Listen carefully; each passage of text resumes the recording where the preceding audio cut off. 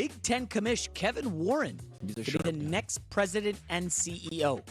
Warren was with the conference for nearly 3 years, and before that, spent over 2 decades in front offices of the Vikings, Lions, and Rams. Colin, you got a GM who did not draft Justin Fields, and you have a new president and CEO. This is interesting. They have the number 1 pick. I thought, okay, Justin Fields is the guy.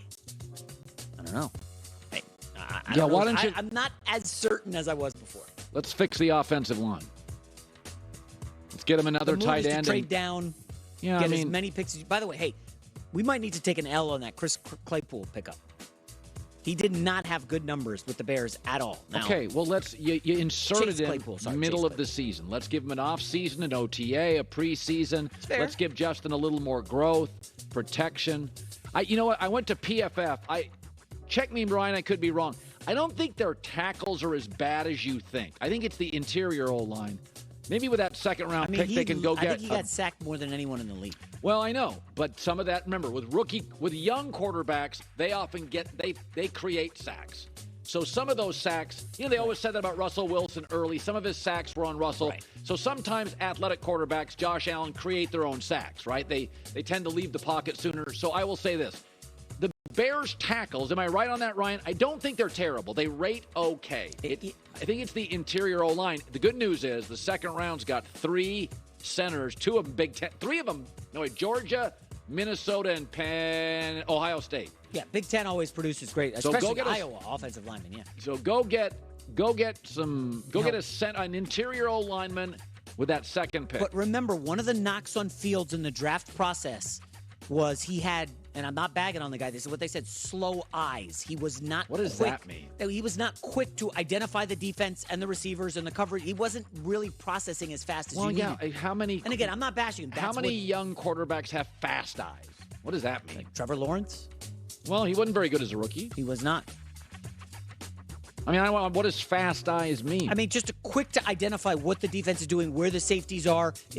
Are they rushing 3 and dropping 8? The Bears' passing game was not very good this season. Again, the O-line and the receiving core is anemic. And they have a defensive coach. I would keep Fields, for sure. Yeah, I would too. Do you even think Bryce Young is worthy of being a number 1 pick? I don't. I like him, but I'm not taking him first. He does. His prototype for size does not match the NFL. I do not. And by the way, Sean Payton came on this show and people miss that. First 15 picks, do not draft a quarterback, and you have to be of size. And now people are trying to tell us that the Arizona Cardinals are going to get Sean Payton. He sat out. People, it's like they're not watching or listening. Well, come on, he said people. The prototype is basically a big strapping quarterback that can take hits. That's why people like Will Levis. Big. Hey, CJ Stroud's like 6'3", 215, 6'3", 220. Bryce Young is, I'll let you. If you could, I've thought about this. I don't think Bryce Young or Stroud, either one's good enough to overcome chaos. So put that out there. I don't even know if you and I can overcome chaos. Well, it's tough, man. No, it's most people can't. So occasionally you can. So Trevor Lawrence can, Andrew Luck can, Elway, that kind of stuff. So I'm not sure I'd take Bryce Young over C.J. Stroud, and I don't love C.J. Stroud. I like him, but I don't think he's a great prospect. There's 2 A-pluses next year, Carolina kid, USC kid. But I'll just say, if you watched the Georgia game for the first time, you were in a coma for 5 years, woke up, the first game you watched was C.J. Stroud against Georgia, you'd be blown away and be like, this guy's a superstar. Yeah, he made every play in that game. Well, he also, I'd never seen that version of it. I'd never seen the running C.J. Stroud. Justin Herbert, the comparison? Very Justin Herbert. Justin Herbert sat in the pocket. Rose Bowl, Mario Cristobal lets him go. And I have 2 GMs that were at the game, and they're like, whoa. Who is this? Whoa, that's a different quarterback. So C.J. Stroud, to me, what game matters to watch C.J. Stroud? The only game of his college career that matters. His last one against the best defense. I don't want to see him against Northwestern. I don't care. It doesn't matter. Give me the Georgia tape. Yeah. All I need to see.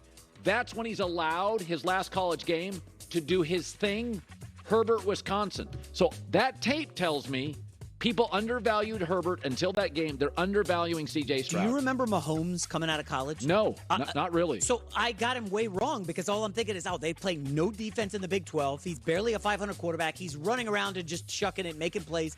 Like, there's arena league defense happening there. I didn't buy Mahomes as a quarterback. You see him in the NFL. Then you read, he's a Hall of Famer.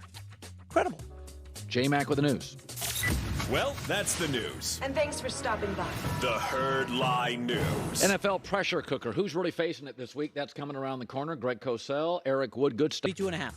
I just took the under within the last 10 minutes. Yeah. Okay. Not that I'm betting during the show, but I You am should. betting during you the show. bet whenever you have to bet. Yeah, well, anytime you see an edge, grab it. Worry about the rest later. Next up, Dak Prescott tied for the most interceptions during the regular season with 15, and he's thrown one in each of the last 7 games. Damn. Despite those stats, Jerry Jones is standing by his QB, feels confident Dak can turn things around in the playoffs. It's in Dak's DNA not to turn the ball over. I have all the confidence in the world that he, as a player, has all the right balance of confidence or all the right balance of aggressiveness as it pertains to a turnover. He understands turnover better than all of us put together. Well, that was true until this year. So his DNA is not a turnover-driven DNA. But offensive line's a little bit in a rebuild, right? They could use another receiver.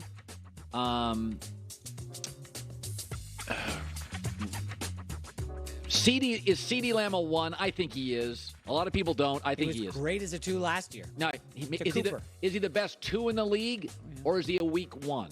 I don't know. I think he's pretty good. So I guess my point is, if a guy doesn't throw turnovers in his career and then has a turnover-plagued year, there's usually a symptom. There's a reason for it. And I think they're asking Dak this year when the running game has been hit and miss. Some Sundays it's great. If you go look at the bad performances, they almost all line up to the running game can't get going. Remember when he was a game manager his first year? I think he had like 23 touchdowns, 4 picks. 13 that and was 3 exactly Cowboys. what you want from Dak. Yes. By the way, this needs to be a 15-carry Tony Pollard game. Like 15 for Tony Pollard, 15 for Zeke. Yeah. Ground and pound. That Tampa front is not what it used to be. The defense is just not as great as it was. I looked yesterday. Am I the only person that loves Dallas? I love Dallas. You might be. I love Dallas this weekend. Or Monday. This is my favorite pick. Tom Brady at night, He's in his pajamas.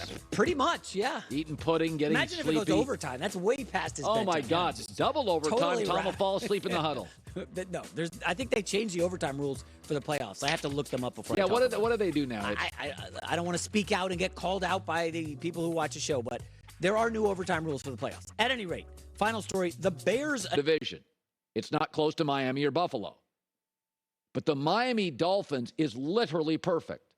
You get the left tackle; he's great for protection. The 2 fastest wide receivers, arguably in the league, a top tight end in Mike Gesicki. You have a coach in Mike McDaniels. Let's be honest. It's the Niners system. Tua was leading in Pro Bowl votes with it. Brock Purdy is rolling in this thing. Brock Purdy and Tua in this system are Pro Bowlers. Pro Bowl level quarterback. What do you think Derek Carr sees? Derek Carr's like, Tua? Brock Purdy? What's Derek Carr going to do with this? So I know everybody's fallen in love with the fit, but the game changer here is it's Derek Carr's call. It's his call. And because of that, the Raiders won't get as much in return as they want. Denver didn't, right? Like Seattle got some stuff, but a lot of people felt Seattle, franchise quarterbacks, what do they get? Ask yourself this. If Derek Carr says, I want to go to Miami, and he tells the Raiders, that's my place, and that's where I would go. Miami maybe doesn't have to give up as much. We'll see how that works out. Never quite sure about how that works out. But I know this.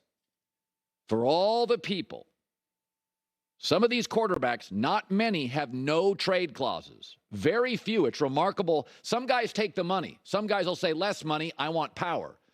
Derek Carr got the no trade clause, and that's going to be good for him. And I think Miami's perfect. Good God, Brock Purdy and Tua and Jimmy Garoppolo have sliced up this offense. I mean, let's not forget how good Tua was in September and October. mean, brand new system. First game, first week. He was dropping dimes all over the field. So it's not a difficult system, apparently, to consume and regurgitate. I mean, Tua figured it out in 1 week. Brock Purdy was great first half. So this is not a system. It's quarterback elevating, but not quarterback centric. It makes the quarterback